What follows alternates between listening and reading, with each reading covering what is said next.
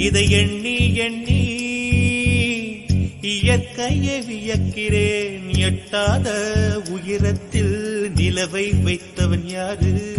பெண்ணே